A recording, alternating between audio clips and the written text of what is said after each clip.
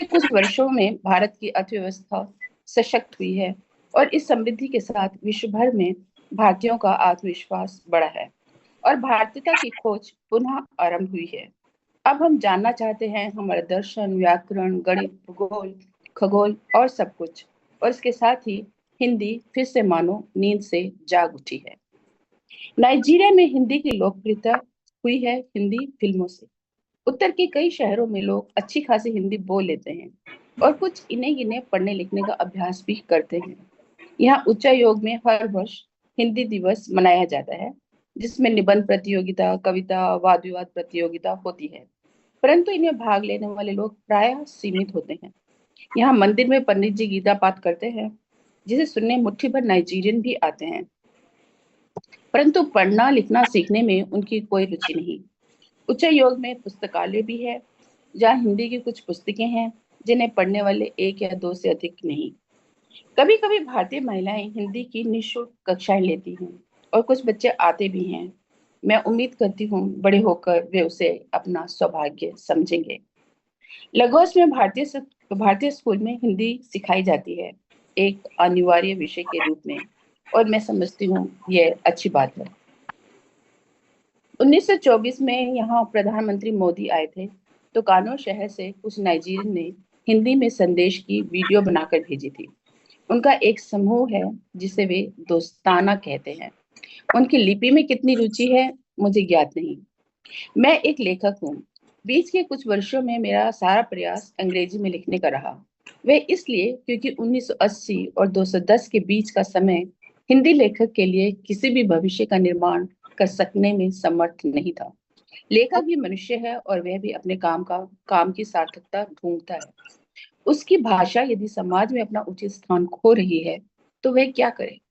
सौभाग्य से स्थितियां बदल रही हैं और कोविड के बाद से लेखक, आलोचक, पाठक एक दूसरे से जुड़ रहे हैं, जो मिलकर हिंदी और उसकी लिपि के लिए एक उज्जवल भविष्य का निर्माण कर रहे हैं। मेरा सारा लेखन 2021 के बाद से हिंदी में रहा है और इस नए आत्मविश्वास के लिए मैं हिंदी पाठकों की आभारी हूँ। मेरी पिछली पुस्तक हमारे राम और कहानियों की दुनिया का विमोचन समारोह में डॉक्टर हरि सिंह पाल जी मुख्य वक्ता के रूप में उपस्थित थे और उन्होंने मेरे कुछ लिपिबद्ध दोषों को इंगित किया था, जिसकी मैं आभारी हूँ। परंतु साथ ही यह भी जानना चाहूंगी कि हमारे यहाँ नए संपादकीय टूल्स क्या आए हैं जिनका प्रयोग एक लेखक कर सकता है। कभी कभी मुझे लगता है कि मैं मिथकों, साहित्य आदि पर एक पाठ्यक्रम तैयार करूं और सभी आयु के लोगों को इसमें भाग लेने के लिए आमंत्रित करूं और धीरे धीरे लिपि भी उसका भाग बनाऊं। परंतु इसके लिए मुझे नहीं लगता मुझे कभी समय मिलेगा, क्योंकि लेखन में ही मेरी सारी शक्ति व्यय हो जाती है। फिर भी यदि कोई इस कार्य को करना चाहे तो मैं सहयोग अवश्य करना चाहूंगी। बहुत बहुत धन्यवाद। Thank you Ashwini ji. बहुत सुंदर, बहुत सुंदर। धन्यवाद। बहुत ही सुंदर शशि जी, जैसे आपने एक बहुत उम्दा प्रश्न पूछा था। जब हम हिंदी में नाटक का मंचन कर रहे हैं तो इसके बारे में लिखना भी तो देवनागरी में होगा। प्रवास भूमि में हम ये बहुत ही स्वाभाविक बात समझते हैं, किंतु ये ऐसा होता नहीं है। यह यहाँ की जमीनी परिस्थिति है। इससे भी आपने हमारे दर्शकों को और श्रोतागणों को अवगत कराया। और आपने यह भी प्रश्न पूछा, बहुत ही सार्थक प्रश्न पूछा कि अब इस एआई के जमाने में क्या क्या ये टूल है जो हमारे भाषा विस्तार और लिपि विस्तार के लिए सहयोगी हो सकते हैं। तो इस प्रश्न का के उत्तर के बारे में जानने के लिए मैं भी बड़ी जिज्ञासा से उत्सुक हूँ और मंच पर मैं आमंत्रित करना चाहूंगी आदरणीय रामा तक्षक जी। आदरणीय रामा तक्षक जी जो संस्थापक है और अध्यक्ष है साझा संसार नीदरलैंड व जाट बारोट भारत, प्रधान संपादक है, संयोजक है यूरोप के नागरी लिपि परिषद, आयोजक है साहित्य का विश्व रंग तथा इनका उपन्यास राजस्थान साहित्य अकादमी द्वारा पुरस्कृत है। अब अनेकों राष्ट्रीय एवं अंतर्राष्ट्रीय पुरस्कारों से प्रदत्त है। मंच पर बड़े सादर भाव से मैं आपको आमंत्रित करना चाहूंगी। बहुत बहुत स्वागत है आदरणीय रामा जी। जी, बहुत बहुत धन्यवाद सुनी जी। आपका सदा ही बहुत सुंदर संचालन रहता है।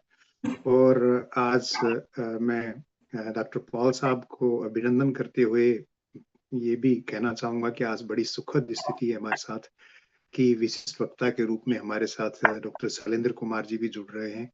विशिष्ट वक्ता के रूप में नीलम जैन जी हैं हमारे साथ, और साथ ही साथ संबित बाबे प्रभु देसाई जी भी हमारे साथ हैं। संबे बाबे प्रभु देसाई जी के साथ में 1983 में हम लोग एक बार मिले थे। उसके बाद पिछले 2-3 सप्ताह पहले मिलना हुआ था। बीज वक्तव्य के रूप में मैंने निधि जी को सुना।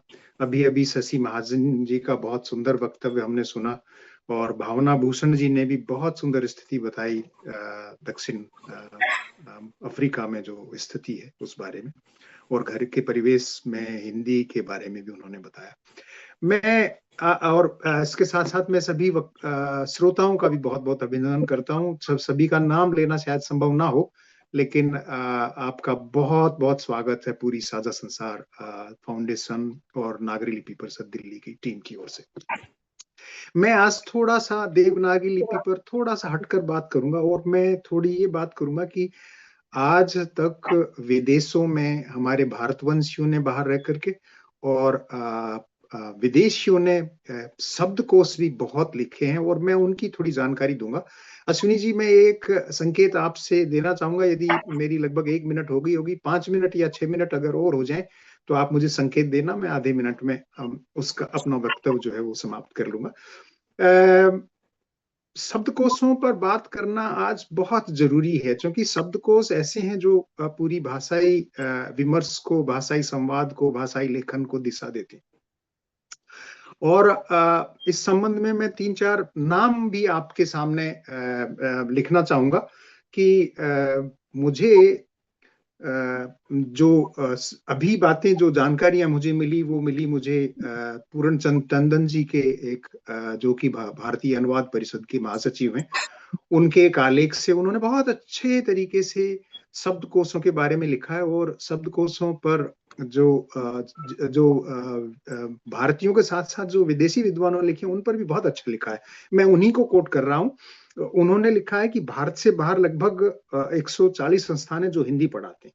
विदेशों में कई विद्वान बंधुओं ने हिंदी भाषा, व्याकरण तथा कोश आदि तैयार किए हैं। उन्होंने लिखा है कि सन 1655 में एडवर्ड टेरी ने voice to the East Indies के नाम से लिखा। 1704 में तुरेनिसिस ने लेक्स इन लिंग्वा हिंदुस्तानी का लिखा।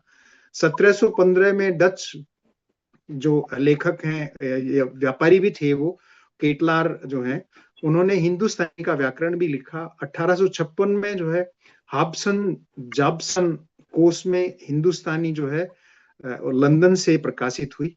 इसके साथ साथ ये एक बड़ी रोचक बात है कि शेक्सपियर भी हिंदी और हिंदुस्तानी और देवनागरी लिपि से बहुत प्रभावित थे, संस्कृत से बहुत प्रभावित थे।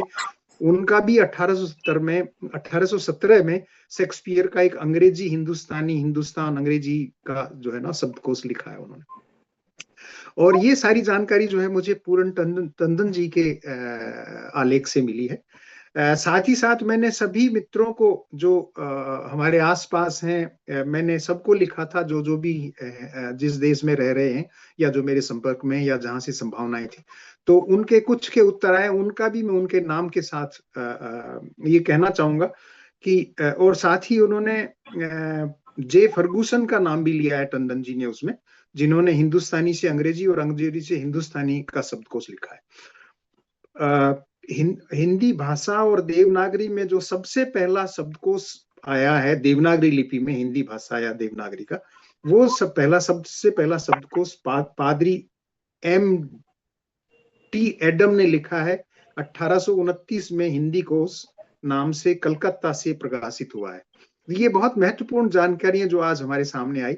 मैं मेरे प्रवासी मित्रों से के साथ आगे बढ़ने से पहले ये कहना चाहूंगा कि एक जो मेरे सामने पिछले दिनों शायद उनको हमारी राष्ट्रपति महोदया ने सम्मानित किया था, और उनका नाम है रुटगर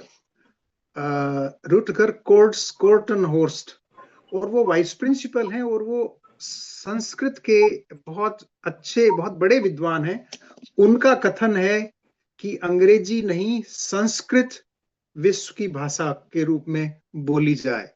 मतलब ये एक बहुत बड़ी बात है कि कोई पाश्चात्य विद्वान जो शिक्षाविद है और वो ये कहता है कि संस्कृत की महत्ता, और ये सारा कुछ जो है वो हमारी देवनागरी लिपि के सामर्थ्य के कारण है। तो मैं आगे बढ़ते हुए आपसे एक और बात जो साझा करूंगा, वो मैंने जिन मित्रों को लिखा उनमें थे सृजन कुमार जी दक्षिण कोरिया से, और पूजा अनिल जी स्पेन से, डॉक्टर मोना कौशिक जी बुल्गारिया से, प्रगति टिप्पणीस जी रूस से, और साथ ही साथ शिव कुमार सिंह जी जो हैं पुर्तगाल से। तो मैं शिव कुमार सिंह जी से शुरू करता हूं क्योंकि उनका व्हाट्सएप मेरे सामने है।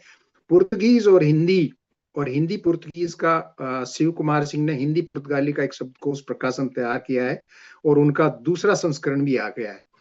और इसमें जो है 5000 हिंदी के और 5000 पुर्तगाली के शब्द हैं। ये बहुत महत्वपूर्ण उपलब्धि है शिव कुमार सिंह जी की, तो मैं बहुत बहुत बधाई देना चाहूंगा उनको। साथ ही साथ मोना कौशिक जी से मेरी बात हुई, तो मोना कौशिक जी के पिताजी ने बहुत बड़ा काम किया है, और मोना कौशिक जी के पिताजी की जानकारी जो है मुझे उन्होंने पूरा एक वो भेजा है डिटेल, कि उन्होंने बुल्गारिया में रहते हुए, हालांकि वो मेरठ के एक बहुत छोटे से गांव से थे, लेकिन उन्होंने बुल्गारिया में रहते हुए संस्कृत और बुल्गारियाई शब्दकोश, जो कि प्रथम शब्दकोश है दोनों देशों के मध्य, इसके प्राख्यातन में संस्कृत साहित्य का संक्षिप्त परिचय भी है, और संस्कृत वर्णमाला, संस्कृत अक्षरों, शब्दों का सिरिलिक लिपि में लिपंतरण भी उन्होंने छात्रों के साथ साथ अन्य संस्कृत प्रेमियों के लिए भी बनाया, जो कि सबके लिए उपयोगी है। और वैदिक संस्कृत, दर्शन, संस्कृति, ऐतिहासिक एवं भौगोलिक परंपरा से संबंधित शब्दों पर विशेष ध्यान दिया है उन्होंने।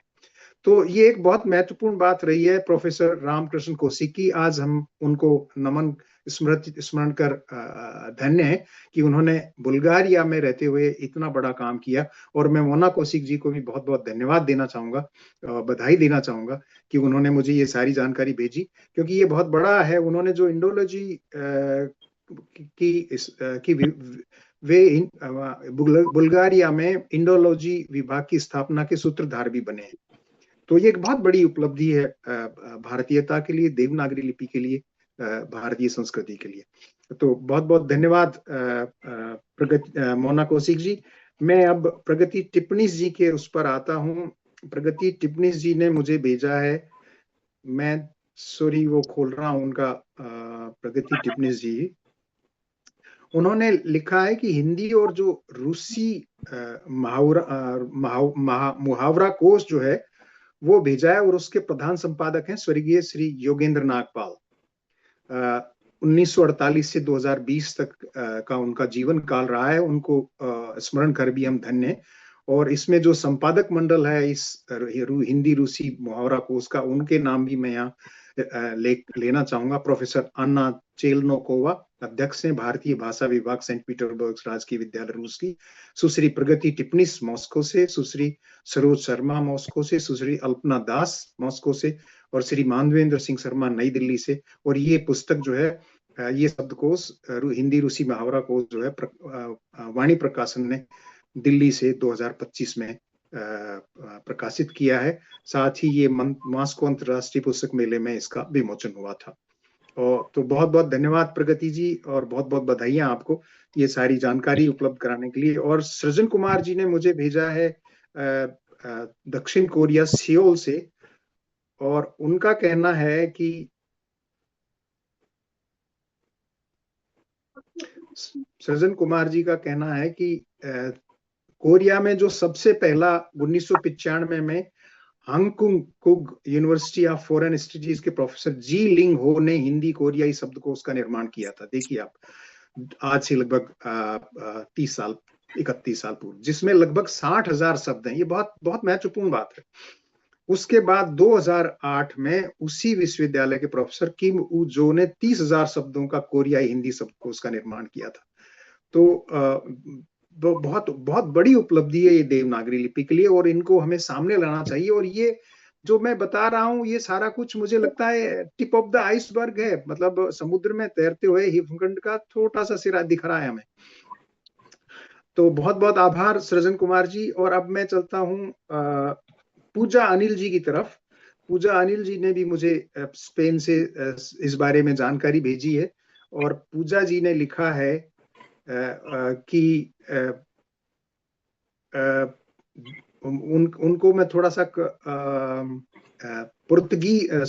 स्पेनिश में उच्चारण करके सुनाता हूँ, क्योंकि इटालियन उच्चारण मुझे आता है। इटालियन और स्पेनिश उच्चारण बहुत ज्यादा दूर नहीं है। तो उन्होंने दो चार जो शब्दकोश हैं उनके नाम दिए हैं, जिसमें डिक्शनरियो हिंदी, कास्तेलानो हिंदी, ये कास्तेलानो उनकी भाषा है, हिंदी समझ ही गए होंगे। डेनियल मेसी और प्रेमलता वर्मा जी की हैं। और ये और काइक्रोन अर्जेंटीना, चूंकि अर्जेंटीना में स्पेनिश बोली जाती है तो वो भी इसमें शामिल है। और वोकोबुलारियो स्पेनियोल हिंदी, उसमें 9000 शब्द हैं, पालाब्रास। राइटर हैं आंद्रे तारानोव, और पब्लिशर है टी&पी बुक्स, 2016 में बना है।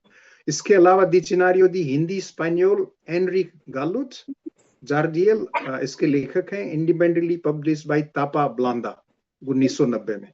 क्रिस्टीन वागनर मी प्रीमियर डिक्शनरियो हिंदी, वो कह रहे हैं ये प्रीमियर डिक्शनरी है हिंदी की, ला प्रीमेस। इसमें 150 लगभग पालाब्रास हैं स्पेनियोल हिंदी को इमेजिनेस पारा जीनियोस। तो मैं ये कहना चाहूंगा कि उसके बाद में जो नंबर आता है वो इस ये जो क्रिस्टीना वागनर ने लिखा है, इसमें कलर्स का, नंबर का, संख्याओं का, त्रिज्याओं का, जानवरों का, मतलब बहुत सारी बातें, फलों का, सब्जियों का, ये सारी बातें उन्होंने लिखी हैं। और ये 2024 में इंडिपेंडेंटली पब्लिश हुई है। तो ये और भी बहुत सारी लिस्ट है उसमें। तो और उन्होंने कहा कि पूजा अनिल जो है हिंदी, स्पेनिश, अंग्रेजी त्रिभाषीय शब्दकोश पर काम कर रही हैं, पूजा अनिल जी भी स्वयं, जिसमें 3600 शब्दों पर काम किया जा चुका है, और आगे एक विस्तृत शब्दकोश बनाने का काम अभी चल रहा है। तो ये इसके लिए मैं पूजा अनिल जी को बहुत बहुत बधाई देना चाहूंगा, और बहुत बहुत शुभकामनाएं कि आप इस शब्दकोश को पूरा करके और हमारे सभी के समक्ष लाएं, ताकि इस पर और बात की जा सके। तो मुझे लगता है कि मैंने अपना समय बहुत कुछ ले लिया। इनके साथ इन्हीं शब्दों के साथ मैं अपनी वाणी को विराम देता हूँ। बहुत बहुत धन्यवाद मुझे सुनने के लिए। अश्विनी जी। जी, बहुत बहुत धन्यवाद आदरणीय। और नागरी लिपि परिषद नई दिल्ली की ओर से तथा साझा संसार थिंक नीदरलैंड की ओर से मैं सृजन कुमार जी, पूजा अनिल जी और मोना कौशिक जी, शिव कुमार जी, इन सभी विद्वज्जनों का हृदय तल से अभिवादन करती हूँ और उन्हें बहुत बहुत बधाइयाँ देती हूँ। उन्होंने सचमुच बहुत ही बड़ा कार्य किया है, बड़ा ही सेवानिष्ठ, बहुत ही बड़ा कार्य किया है इस प्रवास भूमि में। और जैसे आपने आदरणीय जो बताया था कि जोशुआ कटलर के बारे में, उन्होंने हिंदी तथा फारसी शब्दों का शब्दकोश तैयार किया था। और आप मतलब जैसे निधि जी ने भी इतालवी लोगों के बारे में बताया, कहीं भावना भूषण जी ने विलियम जोन्स के बारे में बताया। बस मैं और एक जानकारी देना चाहती हूँ। 1933 में जब दारियस एक ईरान के जो राजा थे, उनके महल का जब उत्खनन हो रहा था, तो वहां पर मौजूद थे अर्स्ट हर्सफेल्ड, और उन्होंने कहा था ये जो दारियस नाम है, यह उन्होंने जब देखा कि वहां की जो प्राकृत जो ईरानी है, वो बहुत, उसके जो शब्द है या उसकी जो लिपि है, वो बहुत सी हमारी ब्राह्मी लिपि और भारतीय लिपियों से मिलती जुलती है। और उनका यह कहना था, हर्ष का यह कहना था कि बहुत से जो राजाओं के भी नाम है या उनके वंशों के नाम है ईरान में, जैसे दारियस जो है दारावाहु के नाम के वंशज है। और वहाँ जो सागर, हमारी जो सागर जो डेंसिटी थी भारत की, तो वह उसी के जो वंशज है वो आगे जाके वह ईरान में चले गए, ऐसा कहना है। तो इसी के साथ मैं विशिष्ट वक्ता के रूप में गोमंत भूमि से बुलाना चाहूंगी शांभेय जी को। बाबे शांभेय जी, आपका बहुत बहुत स्वागत है आदरणीय। मैं आपको, क्या आप हैं मंच पर? आप हैं? आपका बहुत बहुत स्वागत है। आप सेवानिवृत्त उप महाप्रबंधक रह चुके हैं और आप अनेकों दशकों से हिंदी तथा देवनागरी लिपि की सेवा कर रहे हैं। आपका मंच पर बहुत बहुत स्वागत है आदरणीय शंभू बाबर जी का बहुत बहुत मंच पर स्वागत है।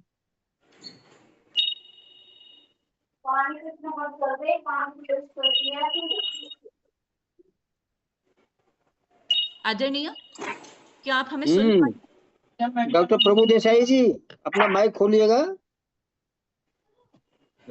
आपका बहुत बहुत स्वागत है आदरणीय प्रभु देसाई जी।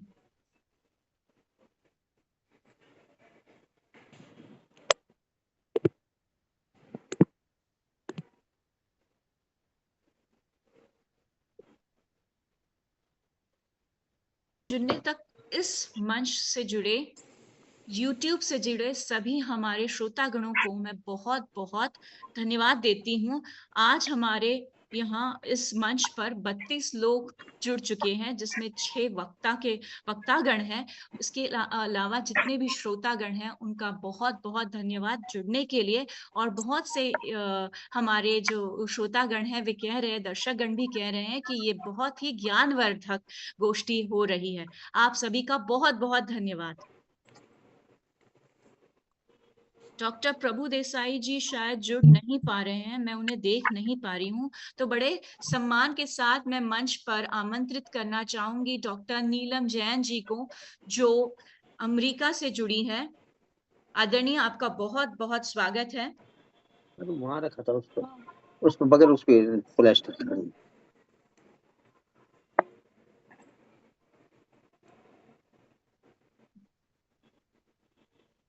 धन्यवाद निधि जी। जी, बहुत सुंदर संचालन के लिए आपको बहुत बहुत साधुवाद। आदरणीय डॉक्टर रमा तक्षक जी, जिन्होंने कोशों की जानकारी से हमारे ज्ञान कोश में वृद्धि की है, और सभी श्रुति श्रोतागण, हिंदी भाषा प्रेमियों, आज निश्चित रूप से ये एक बहुत ज्ञानवर्धक संगोष्ठी हो रही है। हमारे अतीत और वर्तमान को जोड़ते हुए भविष्य के लिए सुखद कामना के संकेत देने वाली ये संगोष्ठी है। जहां तक विदेशी विद्वान और देवनागरी लिपि की बात है, देवनागरी लिपि ने अपने सामर्थ्य से, अपनी सक्षमता से, अपनी गुणवत्ता से सहस्राब्दियों से आज तक अपनी कीर्ति पताका को उतंग रखा है, विदेशी विद्वानों को आकृष्ट किया है। विदेशी विद्वान अनेक देशों से यहाँ आए, फ्रांस से आए, यूरोप से आए, लंदन से आए, अमेरिका से आए, ब्रिटेन से आए, तो उन्होंने जर्मन से आए। जर्मन विद्वानों का तो बहुत बड़ा योगदान है देवनागरी लिपि में। हमारे हरमन जैकोबी, जिन्होंने यहाँ आकर ग्रंथों पर, भारतीय संस्कृति के ग्रंथों पर, जैन बौद्ध ग्रंथों पर, जिन्होंने इतना असाध्य कार्य किया, अनुपम कार्य किया कि उनके अंदर के उनके हार्द को पूरे विश्व में प्रसारित और प्रचारित किया। मैक्स मुलर ने अपने जितने हिंदू संस्कृति के, अपने भारतीय संस्कृति के वेद, उपनिषद आदि थे, इन सबका हिंदी अनुवाद किया। कितनी साधना उनकी थी, कितना उनका प्रयास था, ये कोई कहने की बात नहीं है। और फ्रांस के विद्वान ने जो ये सब, लेकिन ये नहीं है कि उन्होंने किया, उन्होंने बीज बोए, लेकिन प्रसन्नता है कि उनके बोए हुए बीज इतनी गहरे तक अपनी जड़ें जमा चुके हैं कि जिस देश में उन्होंने कार्य किया, उस देश में उसकी शाखाएं आज फलीभूत हो रही हैं। जापान के एक विद्वान की मैं बात करूं जो हमें विश्व रंग में मिले थे, रामा तक्षक जी भी वहां थे, मिजोकामी जी, जिनको पद्मश्री से अलंकृत किया। उन्होंने, देखिए, ये है विद्वत्ता, ये है देवनागरी के प्रति समर्पण। जब प्रधानमंत्री महोदय का जापान के लिए जाने का निश्चित हुआ, तो उन्होंने पत्र लिखकर भेजा कि मान्यवर, आप अपना भाषण हिंदी में ही दीजिएगा, मैं इसका अनुवाद करूंगा। तो ये समर्थता है। और हम ये जानते हैं कि विदेश में रहते हुए जो चीजें देखी हैं कि यद्यपि हमारी देवनागरी हर प्रकार से, चाहे उसके स्वर, उसके वर्ण सब पृथक पृथक हैं, उसका भाषा सामर्थ्य इतना विस्तृत है, ध्वन्यात्मक है, और उसके उसके संयुक्ताक्षर इतने सशक्त हैं, सब कुछ है। लेकिन जो वो अलग अलग वर्गों में बोला जाता है। लेकिन जैसे टवर्ग है, हम लोग थोड़ा उसमें हमारा जो मुंह खुलता है, लेकिन वो फोनेटिक वे जो इंग्लिश का है, जो अमेरिका है, वो तो जो बोलते हैं उनमें उनका मुख बहुत कम खुलता है, बहुत मुश्किल होती है टवर्गों को उन तक पहुंचाना। और लेकिन आज विदेश में अनेक माध्यमों के कारण, चाहे टेक्नोलॉजी के कारण, आपस में ग्लोबलाइजेशन के कारण, या हिंदी की गुणवत्ता के कारण, हिंदी के प्रेम के कारण, हिंदी के सामर्थ्य के कारण, आज अमेरिका में भी अगर आप देखें तो अनेक यूनिवर्सिटीज में पाठ्यक्रमों के रूप में हिंदी स्वीकृत हो चुकी है। और वहां आकाशवाणी के कार्यक्रम में ऑन एयर इतना सुंदर कार्यक्रम होता है कि उसके अंदर आप अपनी कविता पाठ, अपनी घटनाएं, अपने संस्मरण, अपना प्रेम, अपना हिंदी कविताएं सब वहां आप प्रसारित कर सकती हैं, और वो आपको बुलाते भी हैं। समय समय पर कवि सम्मेलनों से जागरूकता बढ़ती है। आपस में देवनागरी के कारण देवनागरी की पुस्तकें लिखी जाती हैं, लोग मेयर से जाके उनकी भूमिकाएं लिखवाते हैं, प्रीफेस लिखवाते हैं, और वहां जाके समर्पण करते हैं। और इसके अतिरिक्त इंडियन जो सेंटर्स बने हुए हैं, उनमें समय समय पर जितने भी अपने हिंदी के त्योहार हैं, अपने हिंदी के मेन फंक्शंस हैं, अपने अपने गणतंत्र दिवस है, अपना स्वतंत्रता दिवस है, अपनी दीपावली है, होली है, सभी मनाते हैं। और सबसे बड़ा कार्य तो हमारे श्रीमद् भागवत और रामायण करते हैं। ह्यूस्टन में रामचरित भवन है, वहां से जो रामायण के में गोष्ठियां रामायण की यहाँ आकर करते हैं, रामायण के पाठ्यक्रम चलाते हैं, रामायण के क्विज रखते हैं, रामायण पर विभिन्न विभिन्न प्रकार के प्रोग्राम्स रखते हैं, सारे हिंदी भाषा को एकत्रित करते हैं। आज चतुर्दिक उनका संसार फैला हुआ है। श्रीमद् भागवत के पाठ होते हैं, समय समय पर यहाँ से जाकर प्रवचनकार जाकर अपनी पुस्तकें वहां वितरित करते हैं, अपनी भाषा प्रेम की तरफ लोगों को जागृत करते हैं। जब वे बताते हैं, यहाँ के जाने वाले विद्वान विभिन्न गोष्ठियों में जाकर जब बताते हैं कि हिंदी में है क्या, हिंदी में कितना विपुल साहित्य है, हिंदी में कितना आकर्षक साहित्य है, तब वे उसकी ओर, एक विदेशी विद्वान है, उन्होंने सुर साहित्य में बहुत काम किया। प्रकृति टिप्पणी जो रशिया की है, वहां नटालिया एक बहुत भारतीय संस्कृति पर कार्य कर रही है, प्रतिवर्ष यहाँ आती है, और यहाँ के जो गहनतम पांडुलिपियां हैं उनका वो अध्ययन करती है। प्राकृत भाषा, अपभ्रंश भाषा, संस्कृत, हिंदी सब में वो अधिकार रखती है। और प्रगति टिप्पणी से जब मैं एक बार बात कर रही थी तो कह रही थी, जब भी हमें कभी आवश्यकता होती है कुछ अधिक जानने की, तो हम नटालिया से ही बात करते हैं। तो इस प्रकार से एक सेतु, देवनागरी लिपि एक सेतु बन गया। इससे हमारी देवनागरी लिपि का भाषा बोलने वाले भी वहां मिलने लगे हैं। पहले तो ये होता कि हम किसी से भाषा में बात, अब तो बहुत गर्व के साथ आपस में जब इंडियंस मिलते हैं तो हम हिंदी में ही बात करते हैं। हिंदी स्कूल्स चलते हैं, जैसे विभिन्न विभिन्न जो वहाँ सेंटर्स बोलते हैं, जैसे अपना जैन सेंटर है, हिंदू सेंटर्स है, ये सब सेंटर्स में हिंदी क्लासेस लगती हैं, स्पेशल हिंदी क्लासेस लगती हैं बच्चों को, कि वो सेकंड जनरेशन हमारी हिंदी ना भूल जाए, हमारी ये जनरेशन हिंदी ना भूल जाए। इसके लिए हिंदी की क्लासेस चलती हैं, हिंदी के पाठ्यक्रम चलते हैं, हिंदी के प्रतियोगिताएं चलती हैं। तो सबसे बड़ी बात यही है कि विदेशी विद्वानों ने आज हिंदी को, आज लगभग 140 देश, 140 यूनिवर्सिटीज में हिंदी चल रही है। तो ये हिंदी ऐसे ही नहीं चल गई कि उनका कोई भारत के प्रति प्रेम जागृत हो गया है, बल्कि देवनागरी के अंदर, हिंदी के अंदर इतना सामर्थ्य है, हिंदी के अंदर इतना आकर्षक प्रस्तुतिकरण है, इतना उसका कथा शिल्प सशक्त है कि उसको पढ़ने के बाद लोग उसके प्रति जागृत होते हैं। चाइना के विद्वान हमें बता रहे थे कि वो उन्होंने जब से वहां हिंदी पढ़ानी शुरू करी, लोगों ने तो, लड़के लड़कियों ने तो अपने नाम ही राधा, श्याम और श्री कृष्ण और यशोदा कृष्णा रख लिए हैं। तो वो जो चीजें हैं, जब उनको पढ़ाया जा रहा है, बताया जा रहा है, इंडोनेशिया, वियतनाम की रामायण ने तो संस्कृति को बहुत बड़ा योगदान दिया, और वहां बहुत विद्वान काम कर रहे हैं। श्रीलंका में विश्व रंग का प्रोग्राम हुआ तो वहां बहुत हिंदी प्रेमी हमारे सामने आते हैं। रामा तक्षक जी समय समय पर संगोष्ठियां करते हैं, और आज भी देखिए 5-6 हमारी विदुषियां, विद्वान यहाँ हैं, और वो समय समय पर गोष्ठी करते हैं। तो सैकड़ों की संख्या में हमें विद्वान वहां दिखाई दे रहे हैं, तो ये हमारे बीज हैं जो बोए जा रहे हैं और ऐसी गहराई तक बोए जा रहे हैं कि आने वाले सैकड़ों वर्षों तक हिंदी लिपि की अपनी गुणवत्ता के फूल सारे विश्व में बिखराएगी, उसकी सुगंध फैलेगी और हम सब गर्व से कहेंगे कि हम हिंदी भाषी हैं, हम देवनागरी लिपि के ज्ञाता हैं। और सचमुच मैं ये बताऊं कि देवनागरी लिपि अब गर्व को जानना अब गर्व का और गौरव का विषय है। इस तकनीकी युग में तो इतने एप्स बन गए हैं, इतने फॉन्ट्स बन गए हैं, इतने सॉफ्टवेयर आ चुके हैं कि अभी बता रहे थे कि संस्कृत की बात, और कंप्यूटर पे संस्कृत सबसे अच्छी भाषा घोषित हुई है कि जिसको लेना, इस पे सॉफ्टवेयर बनाना बहुत इजी है। तो भारत में ये नहीं है कि भारत के तो हमारे ऋषि विद्वान जिसको आज जिस तकनीक को आज हम नए रूप में जान रहे हैं उसके ज्ञाता नहीं थे। आप ये देखिए, एक ग्रंथ है भूगोलय जी, जिसकी अभी तक डिकोडिंग नहीं हो सकी है, उसको हमारे भारतीय विद्वानों ने कहते हैं 12 दिन में उसके 9000 श्लोक लिखे थे और वो नंबर्स में है और उसकी डिकोडिंग अभी तक हो रही है।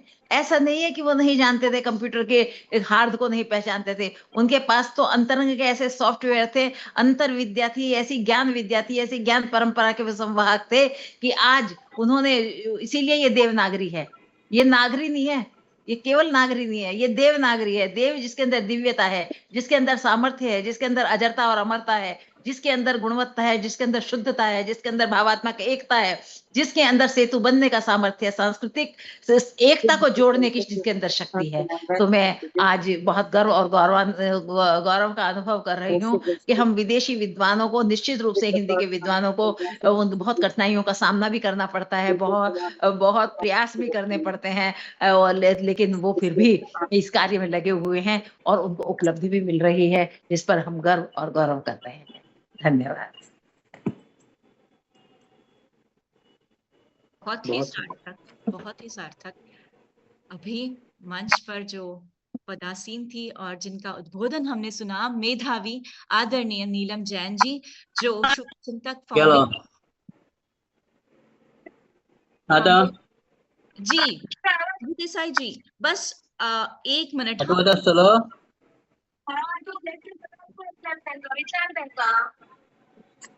आणि हे कशें करूं, हे झूम हे व्हडलें कशें करूं? ऐकू येतंय आम्हाला ऐकू येतंय sir. Hello. Hello, Prabhu Desai sir. Can you hear, madam? Yes. Please welcome. Okay. Thank you. Yeah, before I would like to introduce you, Okay. I would like to introduce our last guest. Kindly allow me.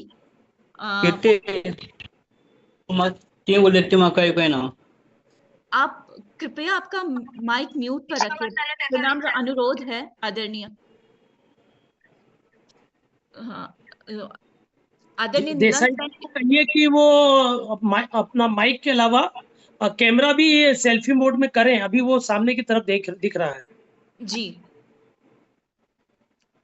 आदरणीय नीलम जी अध्यक्ष हैं शुभचिंतक foundation trust की, और वे state university America की अतिथि professor रूप में कार्यरत है। आप अमेरिका की कई बहुराष्ट्रीय कंपनियों में इसी अनुभव के साथ वो बोल रही थी कि वे हिंदी भाषा का प्रशिक्षण देती है। उनके द्वारा 12 पुस्तकों का लेखन हो चुका है और 4 पुस्तकें पुरस्कृत हैं। आप 50 से भी अधिक पुरस्कारों से पुरस्कृत है और बड़े ही आपने सार्थक भाव से आपने ह्यूस्टन की राम कथा केंद्र को लेकर आपने प्रगति जी और नटालिया जी की भी देवनागरी लिपि की जो सेवा है उसके बारे में इस मंच पर आपने जो शब्द आपने प्रस्तुत किए, जो आपका उद्बोधन प्रस्तुत किया, वो बहुत ही सार्थक रहा। अब आपका बहुत बहुत धन्यवाद। और बड़े ही सादर भावों के साथ मैं मंच पर आमंत्रित करना चाहूंगी आदरणीय शंभू बाबे प्रभु देसाई जी को। आपका बहुत बहुत स्वागत है। आप गोमंतक भूमि गोवा से हैं, भारत से। आपका बहुत बहुत स्वागत है आदरणीय। नमस्कार मैडम। नमस्कार। आवाज आ रही है ना मेरी? जी बिल्कुल। ये तसा ओके। नागरी लिपि परिषद नई दिल्ली भारत और साझा संसार फाउंडेशन नीदरलैंड के संयुक्त तत्वावधान में ऑनलाइन में संपन्न हो रहे आज के इस कार्यक्रम में उपस्थित नागरिक लिपि परिषद के महामंत्री जी, महामंत्री महोदय, उपाध्यक्ष महोदय, और अभी जिन्होंने अपनी बात अपने सामने की, निधि मिश्रा जी, शशि महाजन, भावना भूषण और श्रीमती अश्विनी केगांवकर मैडम जी, साथ ही आदरणीय रामा तक्षक जी, मैं आप सभी का शुक्रगुजार हूँ। आपके माध्यम से मुझे यह भी सुनहरा अवसर आज प्राप्त हुआ है आपको मिलने का। सभी को तहे दिल से और गोवा राज्य के प्रतिनिधि के रूप में आप सभी को पुनः एक बार नमन प्रणाम करना चाहता हूं। इस कार्यक्रम में शामिल होते हुए आज हमारा आनंद और द्विगुणित हो रहा है, इसमें कोई शक नहीं। और जैसे आप तो मिलकर हिंदी के इस महनीय क्षेत्र में चार चांद लगाएंगे, ऐसी कामना करते हुए मैं देवनागरी लिपि और विदेशी विद्वानों की भूमिका संबंधी मेरे महत्वपूर्ण विचार आपके समक्ष रखने का प्रयास करता हूं। आप सब विद्वजन इसमें माहिर है और हम चाहते हैं कि देवनागरी लिपि में जैसा हम लिखते हैं वैसा ही हम पढ़ते हैं, और जैसा पढ़ते हैं वैसे ही हम हिंदी में कार्य भी करते हैं। हिंदी संसार की आत्मा है, यह भारत देश की जन समुदाय की आत्मा है, और आज यह संसार की आत्मा बन गई है। इसको आज हमने आज के इस समारोह में उसको हमें एक अभूतपूर्व रूप में उसको पहचान हमारी दे दी है, और आप सभी ने इस विषय पर आपके अपने विचार प्रस्तुत किए हैं। मैं सिर्फ इतना ही 2 मिनट में आपका लेना चाहता हूँ।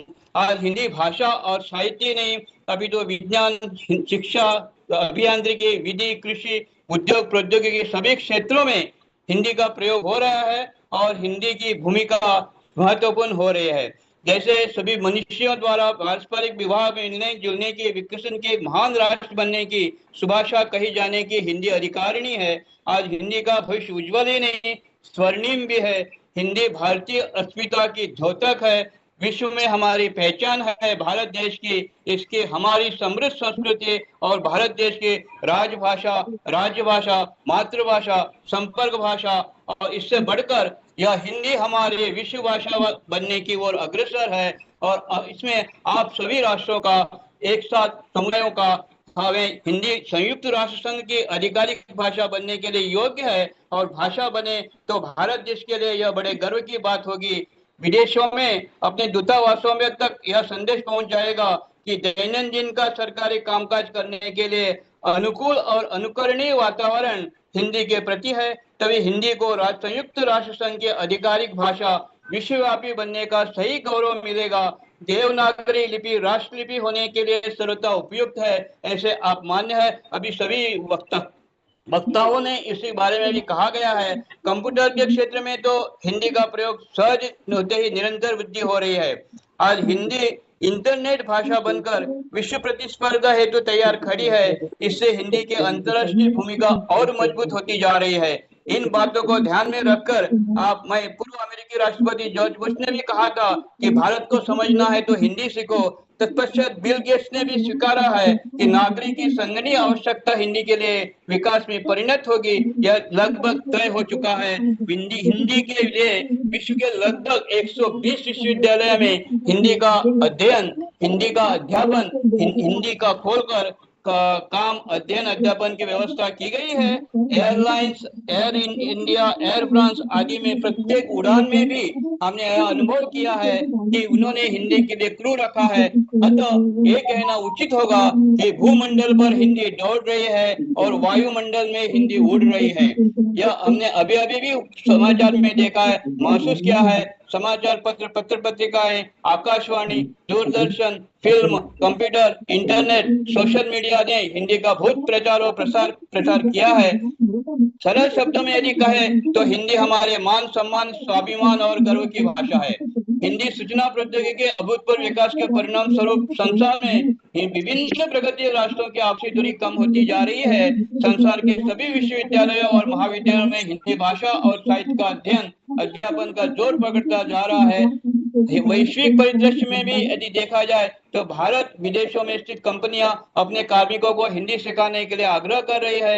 यह दृष्टिमान है। इससे वैश्विक स्वरूप में काफी इजाफा होगा और इससे क्रम बहुत दूर नहीं है जब विश्व भाषा के रूप में विकसित हो जाएगी हिंदी। इस कारण पहले ही हिंदी विश्व दिवस हिंदी विश्व सम्मेलन, नागरी लिपि सम्मेलन और आज आयोजित नीदरलैंड में आयोजित जो सम्मेलन हो रहा है, इसका यह परिणाम स्वरूप है। अंग्रेजी के बराबर हिंदी का विस्तार विश्व मंच पर विराजने लगे। आने वाले दिनों में भूमंडलीकरण, निजीकरण और औद्योगिकरण के प्रभाव में आकर विश्व भारत भाषा की सबसे बड़ी भाषा हिंदी भाषा को जानकर देश विशेष में अपना निजी स्थान प्राप्त कर लेगा।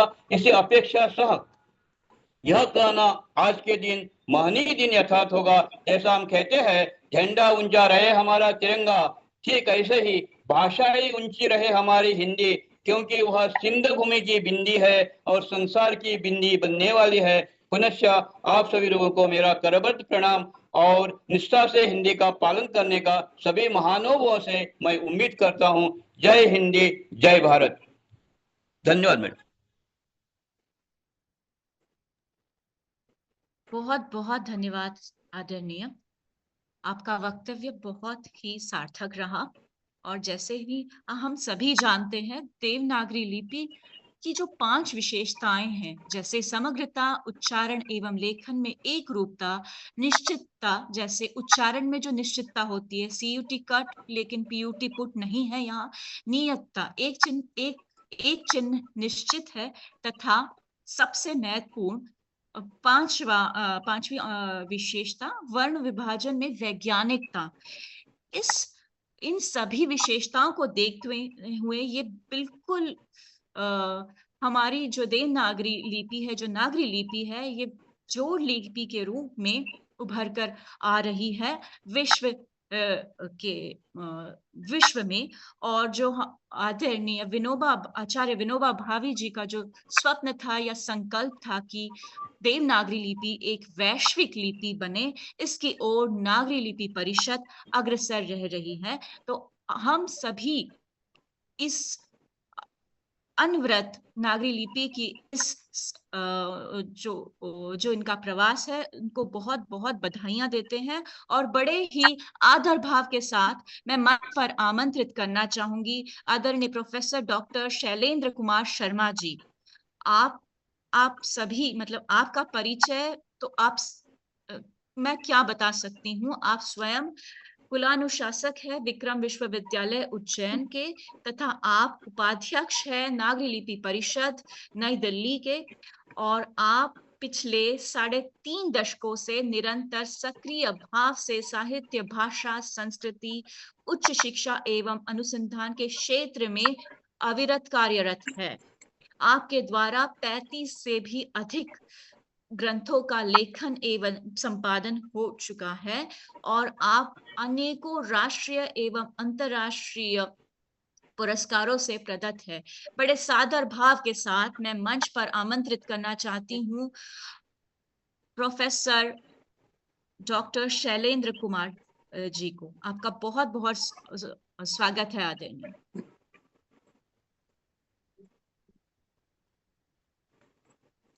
आज के इस महत्वपूर्ण वेब पटल पर विराजित सभी आत्मीय सुधीजन, नागरी लिपि परिषद के यशस्वी महामंत्री डॉक्टर हरि सिंह पाल जी, संपूर्ण दुनिया को हिंदी भाषा और नागरी लिपि के माध्यम से सेतु की भूमिका के साथ जोड़ने के लिए तत्पर डॉक्टर रामा तक्षक जी, सुधी संचालक डॉक्टर अश्विनी केगांवकर जी, नीलम जैन जी, शंभू बावय, प्रभु देसाई जी, शशि महाजन जी, और इस पटल पर जुड़े हुए सभी आत्मीय सुधीजन। वस्तुतः लिपि की आवश्यकता मनुष्य को बाद में प्रतीत हुई, और वह इसलिए क्योंकि जो वाचिक रूप में जो अभिव्यक्तियां हो रही थी, उसे दृश्य स्थायित्व देने की दिशा में लोग सन्नद्ध हुए, और उसी के तहत लिपियों का उद्विकास हुआ है। भारत को यह गौरव मिला हुआ है कि संपूर्ण दुनिया में जो महत्वपूर्ण लिपियां आई हैं, उन सब में सबसे पुरातन लिपियों में एक सिंधु घाटी की सभ्यता की लिपि भारत की देन है, हमारे इस एशिया की देन है। लेकिन बात यही नहीं रुकती, जब इसी के सातत्य में ब्राह्मी का उद्विकास होता है, और ब्राह्मी की भी 2 शैलियां, उत्तरी शैली और दक्षिणी शैली। विकसित होती हैं तो ये एशिया के व्यापक भूभाग पर असर डालती हैं। हमें सुदूर अतीत से अब तक पहले ब्राह्मी की दोनों शैलियों में, और उसके बाद प्राचीन नागरी लिपि, और उसके बाद में मध्ययुगीन और फिर आधुनिक देवनागरी लिपि, इन सब में सातत्य देखने को मिलता है। और यह सातत्य केवल भारत में ही नहीं है, भारत के निकटवर्ती और दूरवर्ती देशों में भी दिखाई देता है। ये हम सभी जानते हैं कि जब भी हम लोग भाषा और लिपि के संसार पर बात करते हैं तो दोनों के बीच का ये जो रिश्ता है यह संकेतित करता है कि भाषा तो चलती रहती है, लेकिन लिपि समयानुसार जब आवश्यकता प्रतीत होती है तो उसका आविष्कार होता है और उसमें परिवर्धन भी होता है। कहने का मतलब यह है कि बिना लिपि के भाषा प्रयोग में आ सकती है, लेकिन बिना भाषा के लिपि का कोई अर्थ नहीं है। इसलिए जब हम लोग सिंधु घाटी की सभ्यता की लिपि की बात करते हैं तो उसके उद्वाचन को लेकर के चुनौतियां खड़ी होती हैं, लेकिन भारत के बाहर ब्राह्मी, भारत के बाहर सिंधु घाटी की लिपि, यानी आप देखिए कितना महत्वपूर्ण संदर्भ है। जब हम विदेशी विद्वानों के योगदान की बात कर रहे हैं तो ब्राह्मी लिपि भारत के बाहर विकसित हो रही है।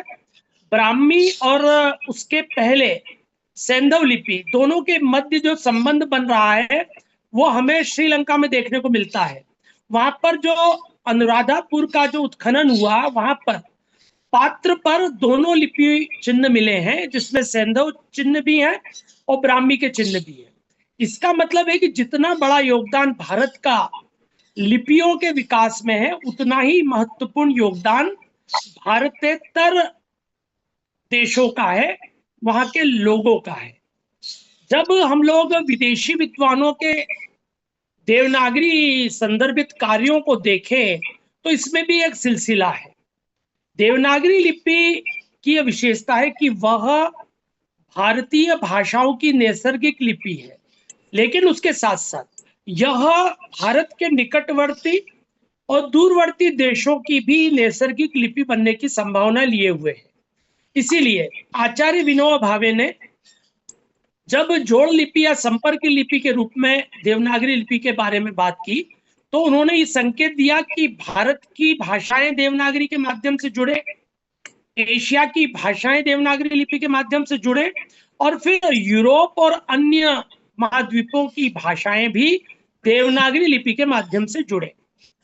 देवनागरी का ये जो वैशिष्ट्य है, यह सदियों से, चाहे यूरोप के लोग हों, चाहे हमारे निकट क्षेत्रों में यानी चीन, जापान, कोरिया के लोग हों, या दक्षिण पूर्वी एशिया के लोग हों, सभी को वह प्रभावित करती आई है, सभी को वह आकृष्ट करती आई है।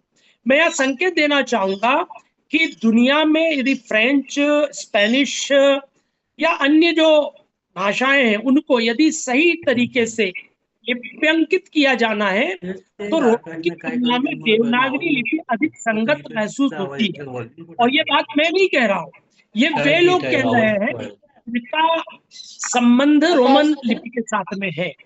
मैं यहाँ संकेत देना चाहूंगा, फ्रेंच स्वयं शिक्षक के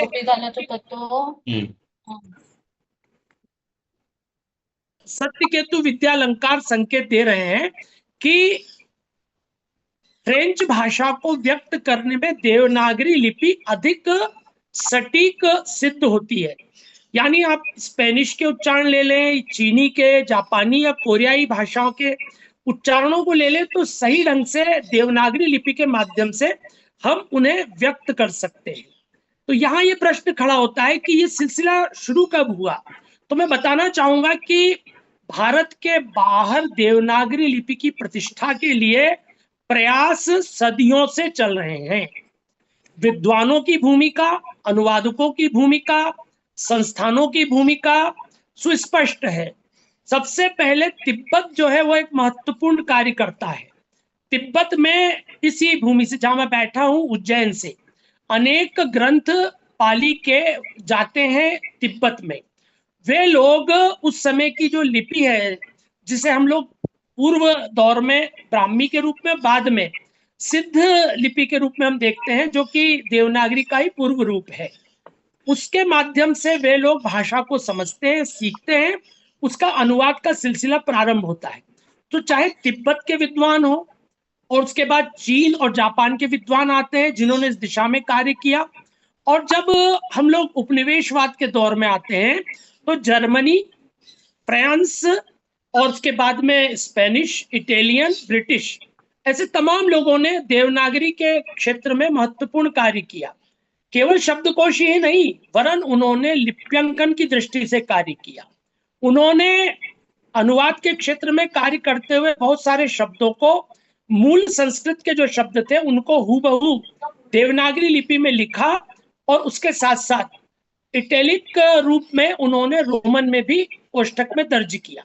इसका मतलब यह है कि देवनागरी के साथ संपर्क और संबंध बनाने में बहुत महत्वपूर्ण कार्य हुआ। मैं संकेत देना चाहूंगा कि देवनागरी लिपि विदेशी विद्वानों की निगाह में सबसे पहले तब आती है जब संस्कृत और संस्कृति के साथ वे जुड़ना चाहते हैं। उसके बाद आती है पाली और प्राकृत साहित्य के लिए, और उसके बाद आती है वो अरबी, फारसी, हिंदी, मराठी आदि भाषाओं के माध्यम से जब वे भारत को जानना चाहते हैं, जुड़ना चाहते हैं, तब वे देवनागरी के साथ संपर्क जोड़ते हैं। तो ये 3 काल हैं। इन 3 कालों में अनेक विदेशी विद्वान, अनुवादक संस्थाएं सक्रिय हुई हैं। मैं संकेत देना चाहूंगा कि क्या प्रोफेसर चियांग चिंग फेई को हम भूल सकते हैं? क्या अकियो हागा जो जापान के हैं उनकी बात हम नहीं करेंगे? क्या हम तोमियो मिजुकामी की बात नहीं करेंगे? क्या हम रूस के ल्यूडमिला खोखलोवा की बात नहीं करेंगे? या फिर हेरासिम स्टोपनोविच लेविडोव जो कि रशियन है, उनकी चर्चा नहीं करेंगे? तो एक लंबा सिलसिला है। हम मैक्स मुलर की बात जरूर करते हैं, हम लोग भारत में बैठे हुए जॉर्ज अब्राहम ग्रियर्सन की बात करते हैं, लेकिन हमें देखना होगा कि इन देशों के अलावा अनेक देश हैं जिन्होंने इस दिशा में योगदान दिया है। पूरी दुनिया में मैं जिन विद्वानों ने देवनागरी लिपि की सेवा की उनको मैं 3 भागों में बांट सकता हूं। पहला, वे विद्वान जो कि एशियाई देशों के विद्वान हैं, जिसमें यात्रा तिब्बत, चीन, मंगोलिया, जापान से प्रारंभ होती है, फिर दक्षिण पूर्वी एशियाई देशों तक वह यात्रा आगे बढ़ती है। इधर अरबी, फारसी विद्वान भी इस दिशा में योगदान देते हैं। दूसरा महत्वपूर्ण योगदान है यूरोपीय अमेरिकन लोगों का। इसमें जर्मन, फ्रेंच, ब्रिटिश, रूसी, स्पेनिश, इटालियन, अमेरिकन और कैनेडियन लोगों का बहुत महत्वपूर्ण योगदान है। तीसरा जो योगदान है वो अन्य देशों के विद्वानों का है, जिसमें मैं भारतवंशी समुदायों की बहुलता लिए हुए देशों की बात करना चाहूंगा, मॉरिशस, फिजी, गुआना, सेशल्स आदि की, दक्षिण अफ्रीका की, और उसके बाद ऑस्ट्रेलिया और अन्य देशों की। तो कहने का मतलब है कि पूरी दुनिया में देवनागरी सेवी विद्वानों के 3 प्रवर्ग हैं। इन तीनों प्रवर्गों के लोगों ने अविस्मरणीय योगदान देवनागरी लिपि को लेकर के किया है। चाहे पूर्व दौर में लिप्यंकन की समस्या उनके सामने रही होगी, अनुवाद की समस्या उनके सामने रही होगी, उन भाषाओं की पाठमाला देवनागरी लिपि के माध्यम से प्रस्तुत करने में चुनौती रही होगी। इन सभी दिशाओं में विदेशी विद्वानों ने देवनागरी लिपि के प्रसार में और उसके विकास में अविस्मरणीय योगदान दिया। यदि हम टाइपिंग की बात करें, हम मुद्रणालय की बात करें, तो आप देखिए कि विलियम केरे ने सबसे पहले देवनागरी के जो टाइप हैं उनको ढलवा करके मुद्रणालय की स्थापना की, और उसके बाद में आप जानते हैं कि आधुनिक युग में मुद्रण यंत्र के आविष्कार के साथ देवनागरी लिपि और उसके साथ साथ विभिन्न ग्रंथ स्थान स्थान पर पहुंचते चले गए। ईस्ट इंडिया कंपनी का एक सिविलियन थे फ्रेडरिक जॉन शोरे, उन्होंने बहुत महत्वपूर्ण कार्य किया। उन्होंने कहा कि कचहरी की भाषा भले ही हिंदुस्तानी हो लेकिन लिपि देवनागरी हो। यानी आप देखिए कि यहाँ पर हम उहापोह की स्थिति में थे, क्योंकि अरबी फारसी में सारा राजकाज होता था, प्रशासनिक कार्य होता था, लेकिन उन्होंने कहा कि नहीं, देवनागरी लिपि में लिखित हिंदुस्तानी के माध्यम से कोर्ट कचहरी, शासन प्रशासन के कार्य होने चाहिए।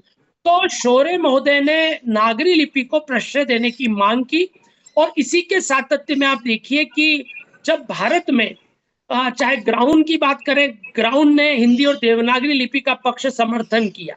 उन्होंने कहा कि पर्शियन की तुलना में देवनागरी लिपि इस देश की विभिन्न भाषाओं को व्यक्त करने के लिए महत्वपूर्ण सिद्ध हो सकती है। तो एक सातत्य है। मैं यह संकेत देना चाहूंगा कि जापान में 200 के आसपास शब्द पहुंच गए हैं जो भारतीय भाषाओं के, इनका माध्यम है देवनागरी।